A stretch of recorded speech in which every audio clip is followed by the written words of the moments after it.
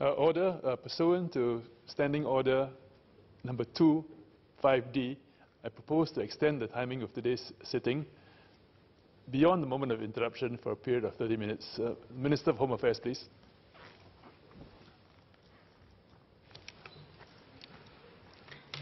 Mr. Deputy Speaker, sir, I thank the members, all the members, for their support. Everyone who spoke welcomed the bill, and it was across party lines.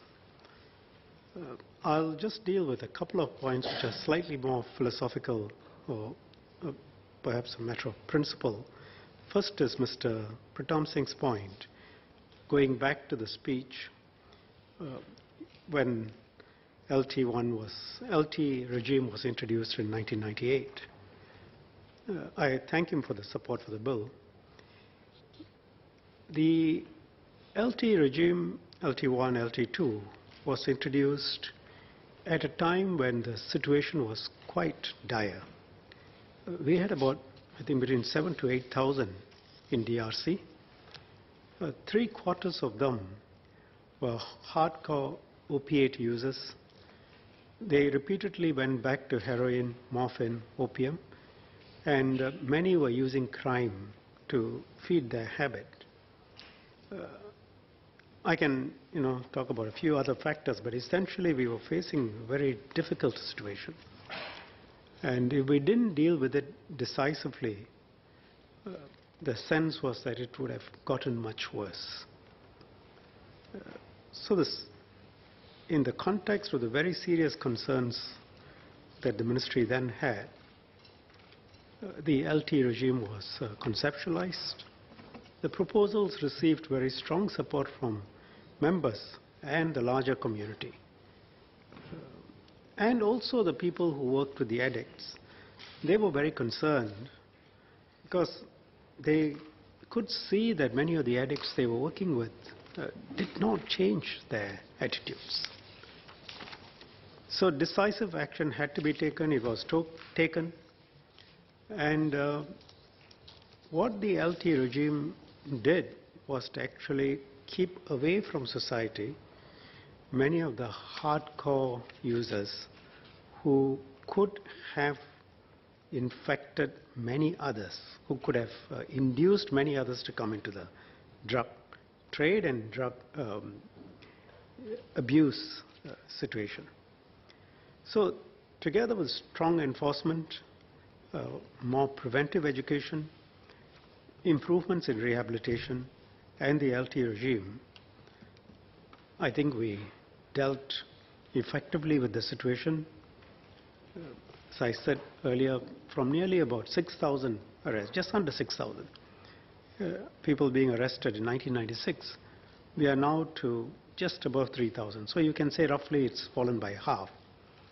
So we are in a much better situation, but we are in this situation because of the actions that have been taken in the past. At least that's my conclusion. And Mr. Singh is right in asking the question. The profile of the abusers over the 20 years have changed. With the profile change of the general population as a whole, though I don't have the figures right here to give. And the other point is the drugs of choice have changed as well. From the very hardcore heroin to more the new psychoactive substances and so on. And today, nearly 2/3 of the new abusers are under 30 years old. Again, a different situation compared with what we had 20 years ago. Many with higher educational qualifications, professionals, many of them use drugs like ice and NPS. And also, over a period of time, we have built a substantive body of evidence-based work on rehabilitation, based both on international experience and local research, counseling techniques, psychological interventions, evidence-based programming and technology, and the importance of family involvement, stable employment, and the crucial nature of extended post-release support. So I think today we decided that we will make this move. As Mr. Singh and other members have said, it is not without risks. One of the risks is, of course, how people might characterize it. But people must be slow to characterize the Singapore government as being weak or soft on drugs. Some people might take that view, but I think we do the right thing. So the knowledge and experience built up over the last 20 years enables us to take a risk-based approach, which as far as possible takes into consideration an individual's risk and protective factors so that the intervention is most effective and appropriate. That fundamentally, our philosophy of a drug-free Singapore has not changed. But we will continue to take an evidence-based approach. We will see what is it that we can improve, and we will have no hesitation in refining or even changing our policies based on evidence. And if I may deal now with the points, again, of slightly more philosophical nature of Ms. Ong, the NMP. She suggested that, it's a habit to do with brain structure and could be beyond people's control. I think it will be wrong of the government to say we will not consider certain things or we will not accept certain things. It's not a sort of a hard line which precludes consideration of evidence. We have to, when we deal with public policy, deal with evidence and base our policies on evidence and science. But I will caution against taking approaches which are fashionable. I'm not suggesting the approaches she suggests are fashionable, which are fashionable and which have been thoroughly discredited if you look at the evidence from the countries which have taken that approach. I think the experience shows these approaches to be thoroughly discredited. And we will be quite stupid if we blindly follow because the arguments are attractive but not backed by evidence. So I think there is scope for saying that we will look at research, we will look at evidence, and we will manage our policies accordingly. At the same time, we also have to believe in individual responsibility until evidence shows us otherwise.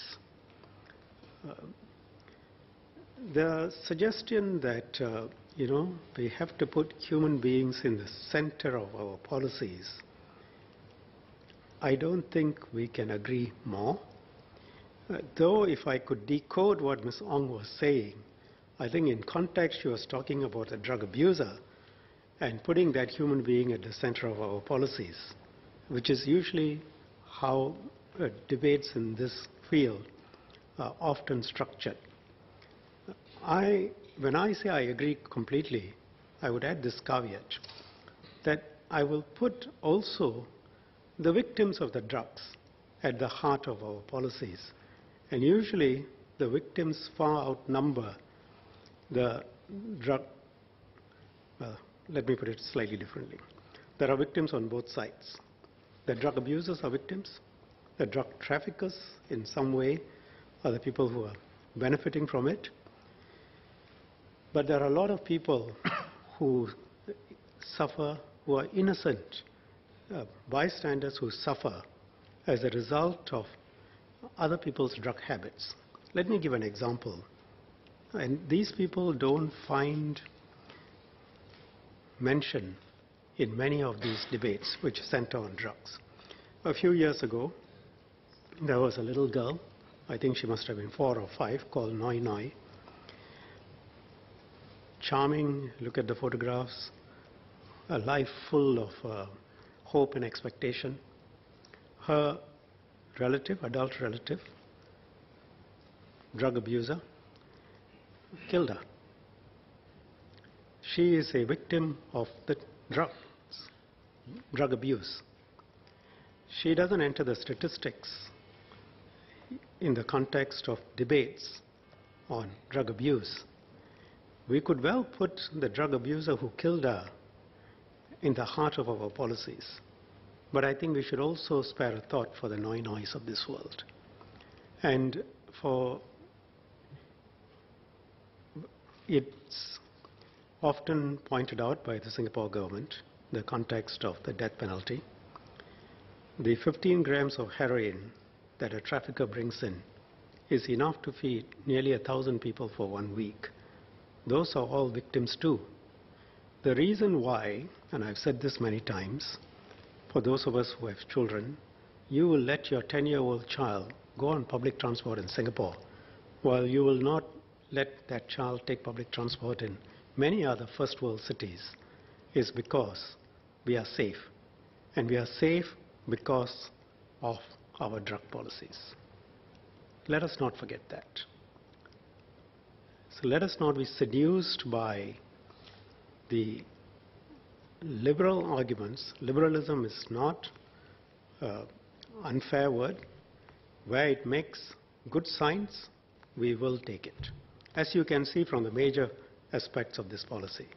But where it makes sense, we must be ready to stand our ground.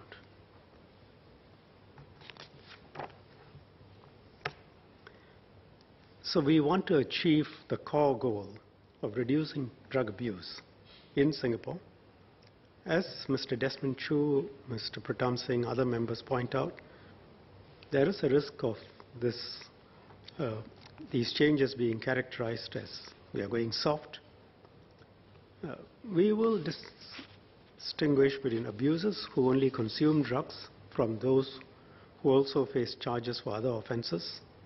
And we will point out that the approach we are taking is based on evidence. It's not going hard or going soft. There is no particular merit in being hard for the sake of being hard, or soft for the sake of being soft, or attaching labels like right-wing, left-wing, liberal. Actually, all of that is irrelevant. What is relevant is the evidence, how we deal with it, what is in the interest of society. And we deal with it openly and debate it openly, and we set out the facts, and we try and come to an agreement. That's the preferred approach, not ideology. Those who face additional charges for other offenses will continue to be charged for their drug consumption offenses as well as their other offenses. For those who only consume drugs and admit to their drug use, rather than staying in LT, as we said, they will undergo a shorter but more intensive rehab in the DRC, which could be up to 4 years, and then be placed on CBP and then a longer supervision period. And to make sure we are able to intervene as soon as possible if they do relapse, even after they are released from supervision, where Director CNB can require abusers who have completed their rehabilitation, supervision or imprisonment to still report to CNB for urine or hair tests when required. We will do this in a measured, targeted fashion. Mr. Deputy Speaker, sir, we have introduced offences to protect children, young persons from the reckless acts of older people. We have to give the next generation the best chance of leading a drug-free life. Young people who have already started on drugs, we must provide them with the support to get out of that cycle as quickly as possible. Hence, the change to mandate parents and guardians of young drug abusers to attend counseling. So we thank members for the many useful suggestions, especially during last year's parliamentary motion on drugs and today.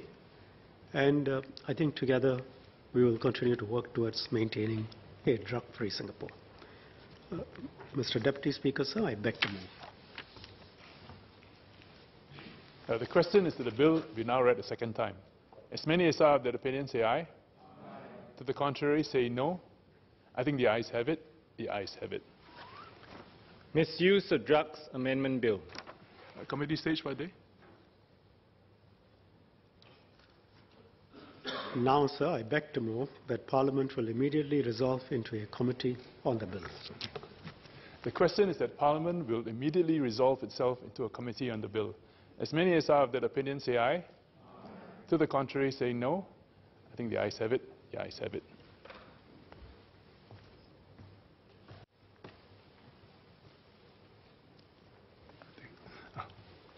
The question is that clauses 1 to 22 stand part of the bill. As many as are of that opinion say aye. Aye. To the contrary say no. I think the ayes have it. The ayes have it. Bill to be reported.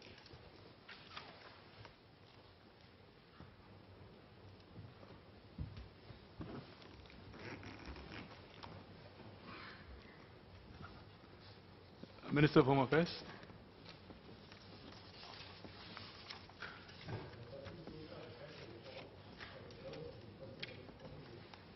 Read 2 without amendment. Third reading, what day? Now, sir, I beg to move that the bill be now read a third time. The question is that the bill be now read a third time. As many as are of that opinion, say aye. Aye. To the contrary, say no. I think the ayes have it. The ayes have it. Misuse of Drugs Amendment Bill.